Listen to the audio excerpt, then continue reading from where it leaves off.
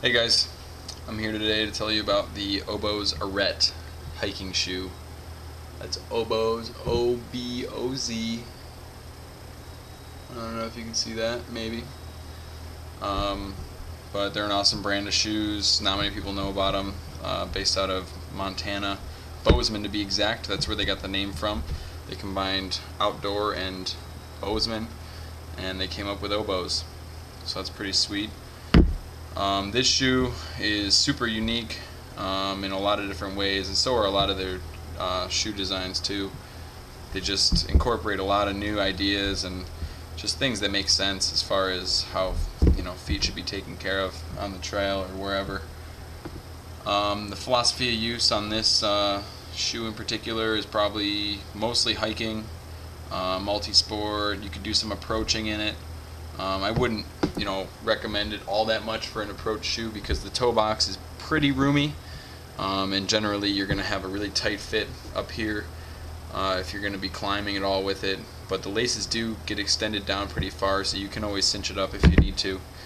But otherwise, it's not waterproof, so I wouldn't recommend wearing it if you have no idea what you're going to encounter, or if you're afraid to just kind of dance around the mud puddles and all that jazz. So, going on, we got materials. It's all a suede, kind of a suede leather, like a softer leather that is. And the construction is really good. Right here is kind of what scared me at first, this kind of angle here, because every time you walk you're going to be kind of rubbing up against that if you're on the inside, if your feet ever hit each other. But there is a triple stitch there, so even if it gets through the first stitch, it's going to have to get through another stitch, and then it has one more stitch that it has to get through to even start to peel or anything. So I don't think that's going to be a durability issue, but I mean it could be. I figured I'd mention it. Otherwise, I think the construction's pretty good. This is delaminating a little bit, this toe cap. That's kind of expected. I don't think I've ever had a shoe that doesn't start to peel there. But then again, this doesn't really do anything other than protect the rubber or the leather from getting abrased too much, if that's even a word. It is now. So as I said before, it's not waterproof, but I don't think it's really necessary with this type of shoe. Then moving on to the midsole, this foam layer here. This shoe in particular has a pretty interesting midsole design. It's a dual density EVA foam, so you have one density, this gray all through here, or almost white I guess as it was new, coming through here. Pretty simple design. And then you see here where it looks like rubber is actually a harder density of foam. And also something that's ingenious that Oboz does is they have an asymmetric design. So from left to right in each shoe, the shoe, like the underneath, the cushioning and all the support that you're given is accounted for as far as your feet also not being symmetrical. And I didn't think that would make a big difference at first, but it totally does. Makes the shoe fit just great. Just makes it feel awesome too, heel striking. So that's great. You've got a nylon shank under here, and also this shoe is board lasted.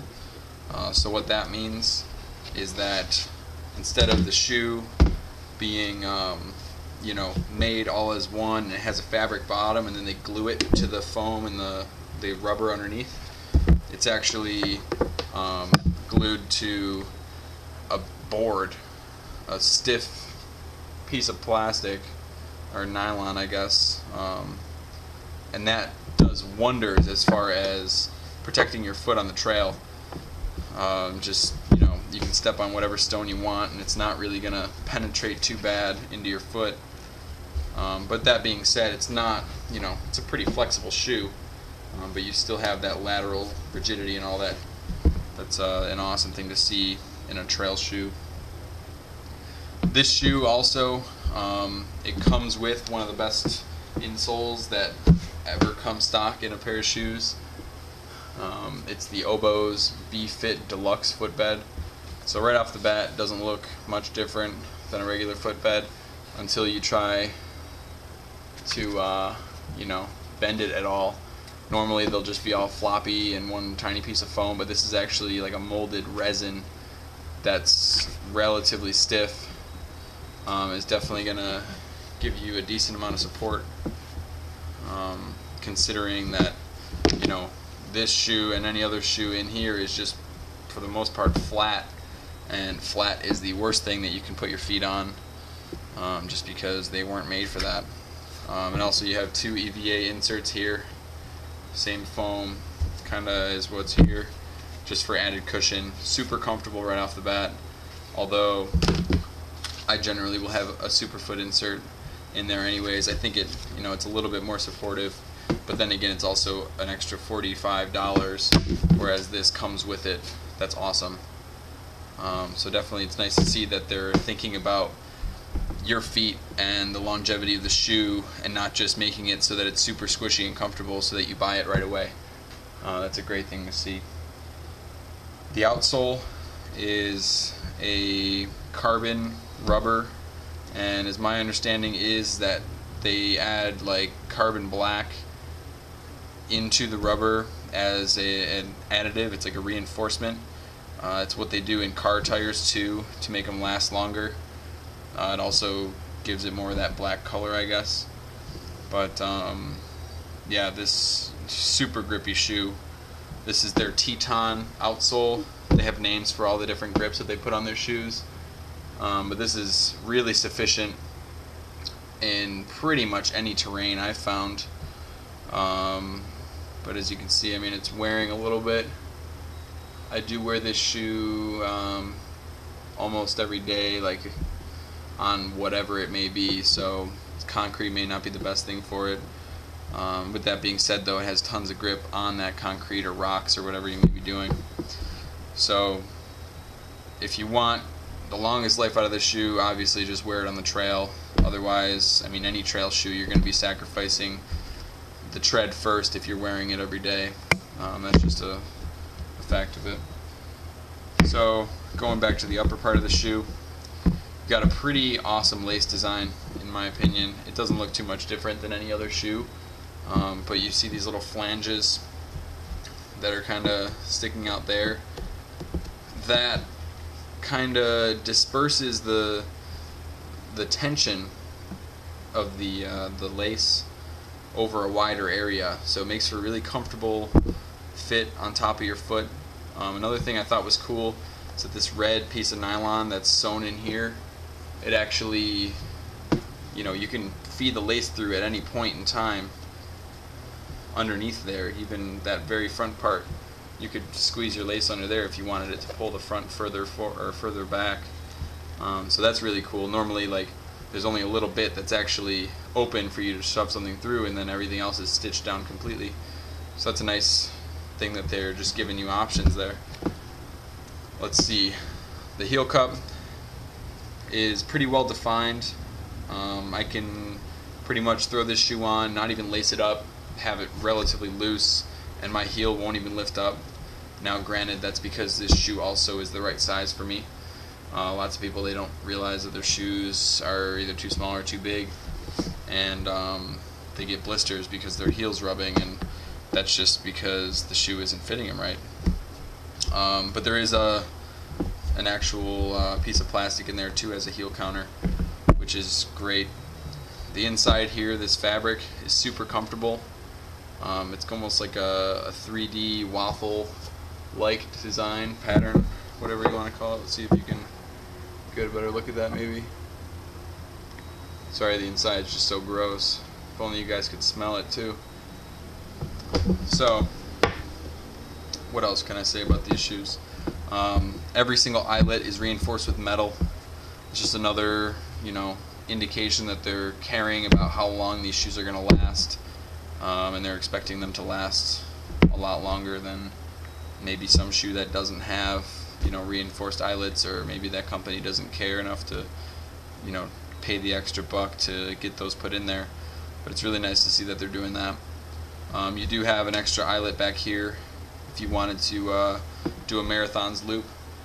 And if you don't know what a marathon's loop is, it's basically doing this, taking your other lace from the other side, putting it through there, and then tying it that way as if this lace was on the right side, and using that loop as the eyelet. And what that does is it disperses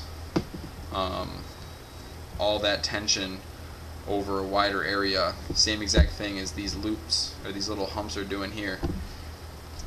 So it's nice that they give you that extra eyelet in case you wanted to do that. I don't normally rock it like that because these shoes fit great anyways, and if you just tighten it on that first eyelet, it works great. Or you could just run it through the rear eyelet. If you wanted, it would get a little tighter. What else? We've got a huge, over-exaggerated loop here to grab, and it's a piece of rubber sewn into this piece of leather that's also encountered in the heel counter. And not only does that make the shoe look just awesome, but it really is a functional grab or hold for you to put your finger in and yank the shoe on. I use that every single time. It's super comfortable. This should be on every single shoe that they make. It's just so great. I was really impressed with that, actually. Let's see. Also, another thing with the outsole that they do, which I think is awesome. I'm not sure if you can see it, but they have topographical lines underneath on the like the flat part, the deeper in the trenches, I guess, of the tread. And this one happens to be of the Tetons, because that's the outsole that this is. Also a little, almost a mountain design there, but really functional as a stopper if you're going downhill and landing on your heel.